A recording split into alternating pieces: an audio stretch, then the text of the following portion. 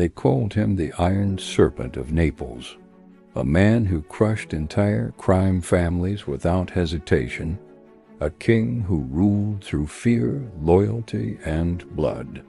But legends never tell you the truth. Even monsters have hearts, and sometimes all it takes to break a ruthless mafia king is the innocent love of someone who never feared him.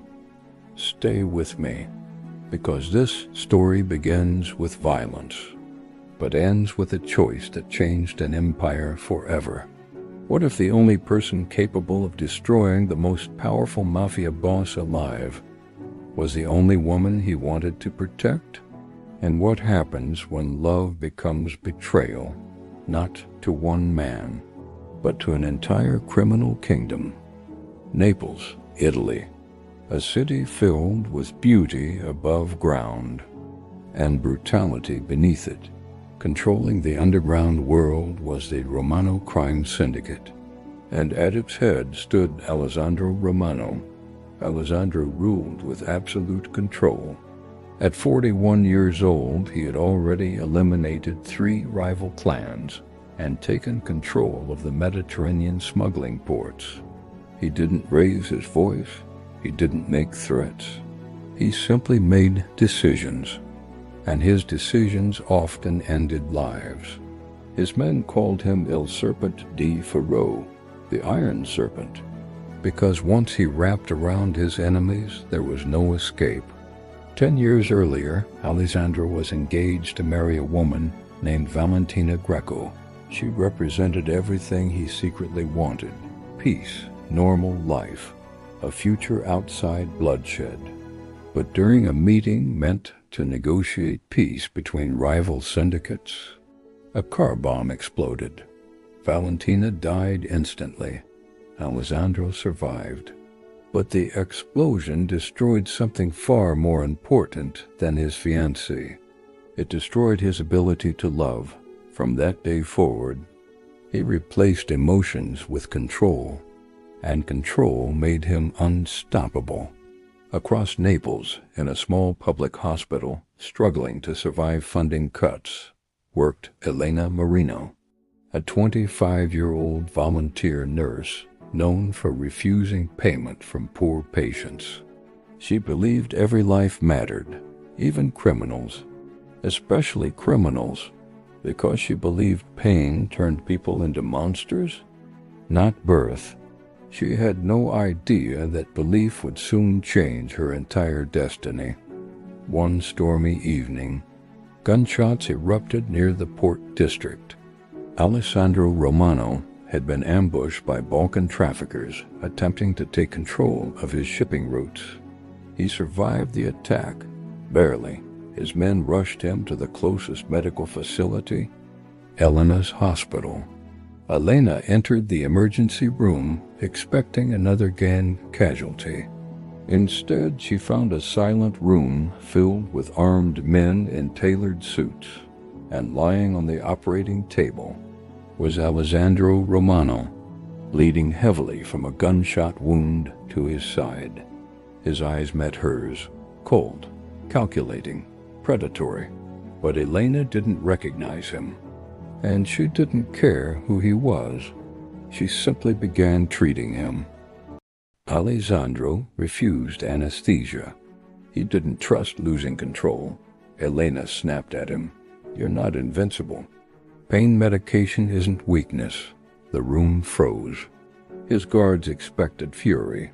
Instead, Alessandro stared at her and nodded. It was the first order he'd followed in over a decade. During his recovery, Elena treated him not as a king or a criminal, but simply as a stubborn patient. She scolded him, she mocked him, and that terrified him more than any assassin ever had. After his release, Alessandro found excuses to return for checkups that turned into long conversations. His advisor warned him, "You're risking exposure for a nurse." Alessandro replied, "She reminds me what breathing feels like." But rivals noticed his visits. They saw a weakness. They found Elena. One night, she was taken. When Alessandro heard, Naples felt the tremor. For the first time in 20 years, the Iron Serpent exploded with rage, unleashing a city-wide manhunt the underworld would forever call the Night of Fire. 3 days later, Alessandro personally stormed a warehouse controlled by Albanian traffickers. Gunfire filled the night, bodies fell, and in a locked steel room, he found Elena, terrified, but alive. When she awoke inside Alessandro's private estate, she finally learned who he truly was, the most feared mafia king in southern Italy, the man responsible for countless violent operations. Her world shattered, her beliefs collapsed. She left without saying goodbye. Alessandro returned to his empire, but nothing felt victorious. The palace felt empty. The silence felt heavier than gunfire. Matteo asked him why he didn't force her to stay. Alessandro answered quietly, "Because love forced is just another prison." Weeks later, Elena came back, not as a nurse, not as a prisoner, but as a woman who understood monsters were often created, not born. She told him, "You don't need someone to save you. You need someone who refuses to leave you." For the first time since Valentina's death, Alessandro Romano cried. Elena never joined the criminal world. Instead, she forced Alessandro to fund hospitals, community shelters, and legal businesses. The Romano Empire didn't become weaker. It became untouchable, because fear built kingdoms, but loyalty built legacies. Some stories say love destroys kings. Others say it saves them. But in Naples, love didn't just break a ruthless mafia king. It rebuilt him into something far more dangerous, a man with something worth protecting.